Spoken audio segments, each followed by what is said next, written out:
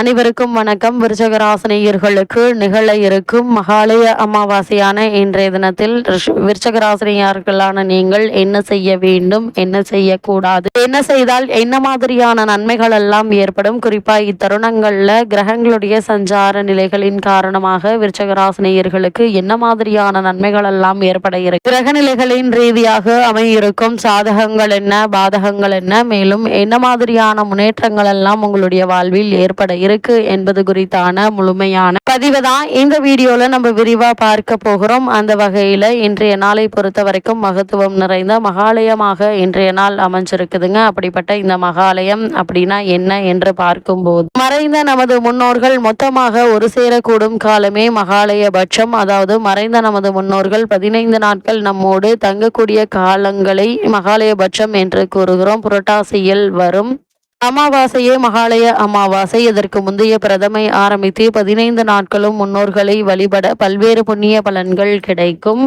ஒவ்வொரு நாள் வழிபாட்டிற்கும் ஒரு பலன் உண்டு. முன்னோர்களின் ஆசியால் செல்வம், புத்திர பாக்கியம், பகையற்ற வாழ்க்கை, கல்வி, புகழ் ஆகியவை கிடைக்கும் என்கின்றன சாஸ்திரங்கள். இந்த 15 நாட்களும் வீட்டில் சுப காரியங்கள் செய்ய மாட்டார்கள். வீடுகளில் இந்த நாட்களில் முன்னோர் வழிபாடுகளை முடித்த பின்னே கோலமிடுதல், விளக்கேற்றுதல் போன்ற வழக்கமான கடமைகளை செய்வார்கள். இந்த 15 நாட்களும் உணவில் எளிமை வேண்டும். அசைவ உணவுகள் கூடாது. ஆடம்பர விழாக்களை தவிர்க்க வேண்டும். கிடைக்கும் நேரங்களில் இறை வழிபாடு, நாம ஜபம் செய்து வர வேண்டும். ஒவ்வொரு அமாவாசை தினத்திலும் பிதிர் உலகம் சென்று முன்னோர்கள் நம்மை தேடி வந்து நம்முடைய வழிபாட்டினை ஏற்றுக்கொள்கிறார்கள். மகாலய பட்சம் 15 தினங்களில் கூட்டமாக அவர்கள் இங்கே வருவதால் மகாலய அமாவாசை சிறப்பு பெறுகிறது. முன்னோர்கள் அனைவரும் ஒன்றாக கூடி வரும் அமாவாசை என்பதால் இது மகாலய அமாவாசை என்று சொல்லப்படுகிறது. நவராத்திரியின் துவக்கத்தை குறிக்கும் அமாவாசை தினம் மகாலய அமாவாசை. நம் வாழ்க்கையில் வழி வழியாக வந்த அத்தனை தலைமுறை மக்களுக்கும் நம்முடைய நன்றியை வெளிப்படுத்தும் விஷயமான நாளாக மகாலய அமாவாசை விளங்குகிறது. வருடத்தில் வரக்கூடிய 12 அமாவாசைகளில் 3 அமாவாசைகள் முக்கியமானது. அதாவது மாத அமாவாசை, குல முன்னோர்களுக்கான வழிபாடு என்றாலும் 3 அமாவாசை மிக முக்கியமானது. உத்ராணிய காலத்தில் துவக்கத்தில் வருகின்ற தை அமாவாசையும், தட்சியானிய காலத்தில் துவக்கமாக வரும் ஆடி அமாவாசையும் மிக முக்கியமானது. அந்த அமாவாசையில் தர்ப்பணம் செய்ய முடியாதவர்களும் செய்தவர்களும் தொடர்ந்து 15 நாட்கள் முன்னோர்கள் வழிபாட்டை இயற்றுவதற்கானதுதான் மகாலய பட்சம். மறந்தவர்களுக்கு மகாலயம் என்றொரு வழக்கு மொழி உண்டு. ஏதோ ஒரு காரணத்தினால் முன்னோர்கள் வழிபாட்டை செய்ய முடியாமல் போய்விட்டவர்களுக்கு ஞாபக மறதியால் மறந்துவிட்டவர்களுக்கு மகாலய பட்சத்தில் குழுவாக வரும் முன்னோர்களுக்கு நீரும் சோறும் தந்து பசியையும் தாகத்தையும் தீர்ப்பதன் மூலம் நல்வாழ்வு பெறலாம் என கூறப்படுகிறது. அந்த வகையில் தென்புலத்தார் தெய்வம் விருந்தோங்கள் தானொன்றாங்கு ஐம்புலத்தாறு ஓம்பல் தலை என்கின்றார். அதாவது நம் குடும்பத்தில் தோன்றி மறைந்தவர் நினைவுகளை பாதுகாப்பதும் அவர்களுக்கான வழிபாடு நிகழ்த்துவதும் தென்புலத்தார் ஓம்பல் ஆகும். இதற்கு தான் அமாவாசை வழிபாடு, சிரார்த்தம் எல்லாம் அமாவாசை என்று மறந்தாலும், வருடாந்திர சிரார்த்தத்தை மறந்தாலும் இதற்கென்று இருக்கக்கூடிய சிறப்பான பட்சமான மகாலய பட்சத்தை மட்டும் மறக்காது என்று சொல்லி இருக்கிறார்கள். பட்சம் என்றால் பருவம், அதுவும் 15 நாட்கள் என்று அர்த்தம். அந்த வகையில் மறந்தவருக்கு மகாலயம் என்கின்ற வழக்கு இப்படிதான் வந்தது. மகாலயத்தில் மறக்காமல் முன்னோர்களை முறையாக வணங்க வேண்டும் எனவும் கூறப்படுகிறது. அந்த வகை குறிப்பாக பகவத்கீதையில் மகாலய பட்சத்தின் போது பக்தியுடன் முன்னோர்களுக்கு வழிபாடு செய்து உபச்சாரங்களை வழங்குவது ஒரு புனிதமான கடமையாகும். இது ஆன்மீக வளர்ச்சியையும் அவர்களிடம்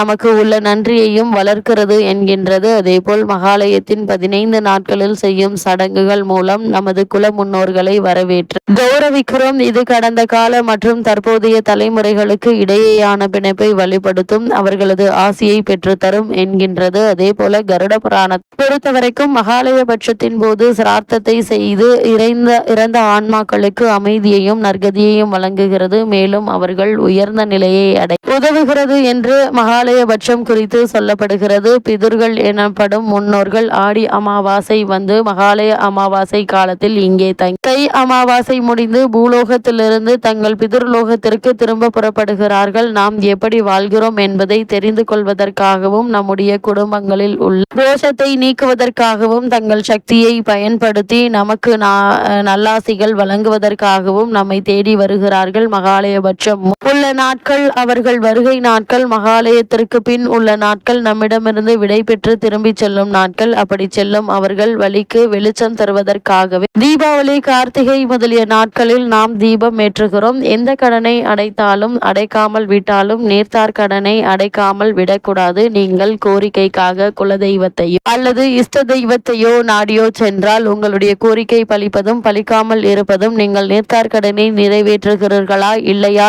என்பதை பொறுத்துதான். நீர்த்தார் கடனை நிறைவேற்றாம் நீங்கள் குலதெய்வத்தையும் இஷ்ட தெய்வத்தையும் அணுக முடியாது. தாத்தாவுக்கு தாத்தா, தாத்தா அப்பா என்று வரிசையாக வரும் சங்கிலி தொடரில் இவ்வுலகில் வந்து வாழ்ந்து அடுத்த சந்ததியை ஏற்படுத்திவிட்டு சென்றவர்களுக்கு செலுத்தும் நன்றி கடன் தான் இந்த மகாலய வழிபாடு. எனவே எதை மறந்தாலும் இதை மட்டும் மறக்க கூடாது. தெய்வ வழிபாட்டை மறந்துவிட்டால் கூட பிராய்ச்சித்தம் உண்டு. ஆனால் நேர்த்தார் வழிபாட்டை மறந்தால் பிராய்ச்சித்தம் செய்வது கடினம். அது குடும்பத்தில் பலவிதமான தொல்லைகளை உருவாக்கும். அது அவர்கள் கொடுக்கும் சாபத்தினால் அல்ல, அவர்களை மறந்ததால் வந்த விளைவு என்பதை புரிந்து கொள்ள வேண்டும். முன்னோர்கள் சிலர் வேறு பிறப்பு பிறந்திருக்கலாம் அல்லது முக்தி அடைந்திருக்கலாம். மறுபிறவிகள் எடுத்தாலும் முக்தி அடைந்தாலும் அல்லது பித்ருலோகத்திலேயே இருந்தாலும் பித்ரு பூஜைகள் ஏதோ ஒரு வகையில் பித்ரு தேவதைகளின் மூலம் அவர்களை சென்றடைகின்றன. மறுபிறவி பெற்ற பின்னும் அது அவர்களுக்கு பயன்படுகிறது. அது மட்டுமல்ல, அவர்களை நினைத்து செய்யும் நன்றி உணர்வால் நமக்கும் ஏராளமான நன்மைகள் கிடைக்கும். நமது முன்னோர்களில் யார் யார் பிறவா நிலையை அடைந்துள்ளனர் என்பதை நாம் தெரிந்து கொள்ள முடியாததால் பித்ரு பூஜைகள் தொடர்ந்து நாம் செய்ய வேண்டும் என ஆன்றோர்கள், ரிஷிகள் வலியுறுத்துகிறார்கள். நாம் செய்யும் பித்ரு பூஜை என்றும் வீணாவதில்லை. அந்த வகையில் இந்த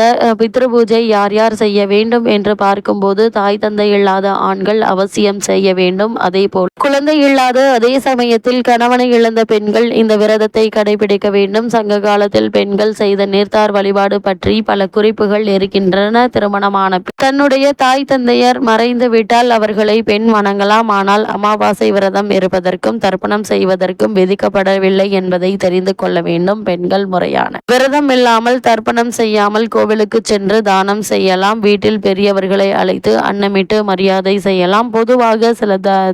பொதுவாக சில தர்ப்பணமும் சிரார்த்தமும் ஆண் வாரிசுகள் செய்ய வேண்டும் என்றே சாஸ்திரங்கள் சொல்கின்றது. அந்த வகையில் நம் வீட்டில் பிறந்து, அதாவது நம் குடும்பத்தில் பிறந்து தந்தை வழி அல்லது தாய் வழியில் ஒருவர் வாழ்ந்து உயிரை விட்ட பிறகு அவருக்கு நீர்த்தார் என்ற பெயர். நீர்த்தார் என்பதுதான் பிதுரர் என்றும் நீர்த்தார் வழிபாடுதான் பிதுரர் பூஜை என்றும் ஆனது. அவர்கள் உயிர் விட்ட திதி மிக முக்கியமானது. அன்றிலிருந்தே அவர்களுக்கான கடமைகள் தொடங்குகின்றன. ஒரு வருடத்தில் 96 தடவை சிரார்த்தங்கள் ஹிரண்ய ரூபமாக செய்து தர்ப்பணம் செய்ய வேண்டும். இதனை ஷண்வதி சிரார்த்தங்கள் என்பார்கள். அந்த வகையில் இந்த மகாலய பட்சமான 15 நாட்களில் எந்தெந்த நாளுக்கு என்னென்ன பலன்கள் என்று பார்க்கும்போது, முதல் நாள் பிரதமை பணம் சேரும். 2ஆம் நாள் த்விதியை நல்ல குழந்தைகள் பிறப்பார்கள். 3ஆம் நாள் திருதியை நினைத்தது நிறைவேறும். 4ஆம் நாள் சதுர்த்தி சத்ரு பயம் நீங்கும். 5ஆம் நாள் பஞ்சமி செல்வம் சேரும். 6ஆம் நாள் சஷ்டி புகழும் கீர்த்தி உண்டாகும். 7ஆம் நாள் சப்தமி பதவி உயர்வுகள்ல தடைகள் நீங்கும். 8ஆம் நாள் அஷ்டமி அறிவாற்றல் கிடைக்கும். 9ஆம் நாள் நவமி திருமண தடை நீங்கும், குடும்ப ஒற்றுமை சிறப்படையும். 10ஆம் நாள் தசமி நீண்ட ஆயுள் ஆசைகள் நிறைவேறும், விருப்பங்கள் பூர்த்தியாகும். 11ஆம் நாள் ஏகாதசி கலையில் வளர்ச்சி உண்டாகும். 12ஆம் நாள் துவாதசி ஆடை ஆபரண சேர்க்கை உண்டாகும். 13ஆம் நாள் திரியோதசி தீர்க்க ஆயுள் ஆரோக்கியமான நல்ல வேலை தொழில் அமையும். 14ஆம் நாள் சதுர்தசி ஆயுள் விருத்தியாகும், எதிர்கால தலைமுறைக்கு நன்மை கிடைக்கும். 15ஆம் நாள் மகாலய அமாவாசை. மேற்சொன்ன அனைத்து பலன்களும் கிடைக்கும். அந்த வகையில் விருச்சிகராசினியர்கள் முன்னோர்களுக்கு இந்த மகாலய அமாவாசை நாளில் திதி தர்ப்பணம் கொடுத்து வழிபடுவது எண்ணற்ற நன்மைகளை உங்களுடைய வாழ்வில் ஏற்படுத்தும் என்பதை கிரகங்களுடைய சஞ்சார நிலைகள் தெளிவாகவும் உறுதியாகவும் எடுத்துக்காட்டுது.